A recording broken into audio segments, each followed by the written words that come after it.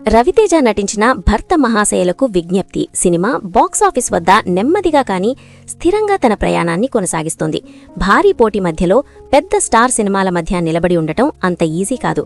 అయినా కూడా ఈ సినిమా 8వ రోజుకు అడుగుపెట్టి వర్కింగ్ డేస్లోనూ థియేటర్లలో తన ఉనికిని చాటుతోంది. ఫ్యామిలీ ఎంటర్టైనర్గా వచ్చిన ఈ చిత్రం మొదటి వారాంతంలో అందుకున్న టాక్తో ఇప్పుడు లాంగ్ రన్ వైపు సాగుతోంది. 8వ రోజు ఈ సినిమా ప్రపంచవ్యాప్తంగా సుమారు 2.8 నుండి 3.5 కోట్ల గ్రాస్ కలెక్షన్స్ను సాధించినట్లు ట్రేడ్ వర్గాలు అంచనా వేస్తున్నాయి. తెలుగు రాష్ట్రాల్లో మాత్రమే ఈ రోజు దాదాపు 1.6 నుండి 2 కోట్ల గ్రాస్ వచ్చినట్టు సమాచారం. ఇది 7వ రోజుతో పోలిస్తే పెద్దగా డ్రాప్ కాకపోవడం విశేషం. సాధారణంగా సంక్రాంతి సినిమాలు మొదటి వారం పూర్తయిన తర్వాత భారీగా పడిపోతాయి. కానీ భర్త మహాశయులకు విజ్ఞప్తి విషయంలో మాత్రం ఆ డ్రాప్ చాలా సాఫ్ట్గా ఉంది. 8 రోజులు పూర్తయ్యేసరికి ఈ cinema world wide total collections సుమారు 38 నుండి 41 కోట్ల గ్రాస్ మార్క్ ని టచ్ చేసినట్లు అంచనా. ఇది సినిమా బడ్జెట్ మార్కెట్ రేంజ్ను బట్టి చూస్తే గౌరవప్రదమైన రన్ననే చెప్పాలి. రవితేజ కెరియర్లో ఇటీవల వచ్చిన కొన్ని సినిమాలు ఆశించిన స్థాయిలో ఆడకపోయినా ఈ సినిమా మాత్రం ఆయనకు ఒక రిలీఫ్ లాంటిది. ఈ సినిమా ఇంత స్టెడీగా నడవడానికి ప్రధాన కారణం ఇందులోని సిచ్యువేషనల్ కామెడీ.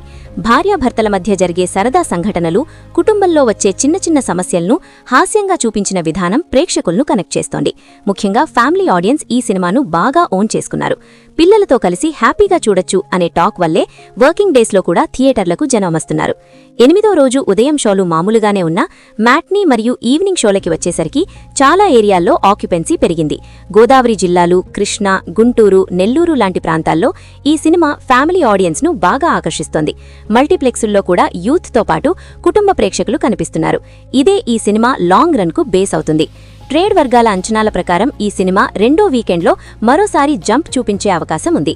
శని, ఆదివారాల్లో రోజుకు 4 నుండి 5 కోట్ల గ్రాస్ వరకు రావచ్చు అని అంచనా వేస్తున్నారు. అలా జరిగితే ఈ చిత్రం సులభంగా 50 కోట్ల గ్రాస్ క్లబ్ వైపు అడుగులు వేయగలదు.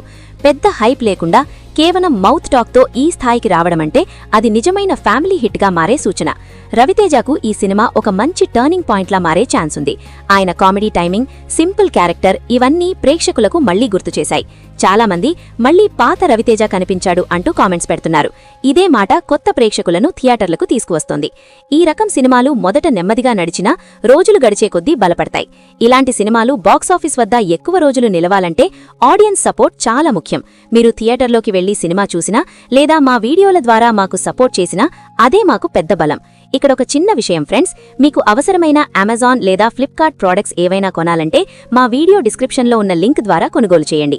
మీకు ఎలాంటి అదనపు ఖర్చు లేకుండా మా ఛానల్కు చిన్న సహాయం చేసిన వాళ్ళవుతారు. మీరు ఒక్క క్లిక్తో చేసే ఈ సపోర్ట్ వల్ల మేము మరిన్ని వీడియోలు, మరిన్ని బాక్సాఫీస్ అప్డేట్స్ తీసుకురాగలుగుతాం. అది మాకు చాలా విలువైన ఎమోషనల్ బలం. మళ్లీ సినిమాకి వస్తే భర్త మహాశయులకు విజ్ఞప్తి 8వ రోజు నంబర్స్ ఒక విషయం స్పష్టంగా చెప్తున్నాయి. ఇది ఓపెనింగ్ హైప్తో కాదు, ప్రేక్షకుల నమ్మకంతో నడుస్తున్న సినిమా. ఇలాంటి సినిమాలు సడన్గా పేలవు, కానీ నెమ్మదిగా బాక్సాఫీస్ను కైవసం చేసుకుంటాయి. ఫ్యామిలీ ఆడియన్స్ ఉన్నంతకాలం ఈ సినిమా థియేటర్లలో నిలబడుతూనే ఉంటుంది. మీ ఏరియాలో ఈ సినిమా పరిస్థితి ఎలా ఉంది? 8వ రోజు కూడా థియేటర్లలో రష్ కనిపించిందా? మీరు సినిమా చూసి ఉంటే మీ అనుభవాన్ని కామెంట్లో షేర్ చేయండి.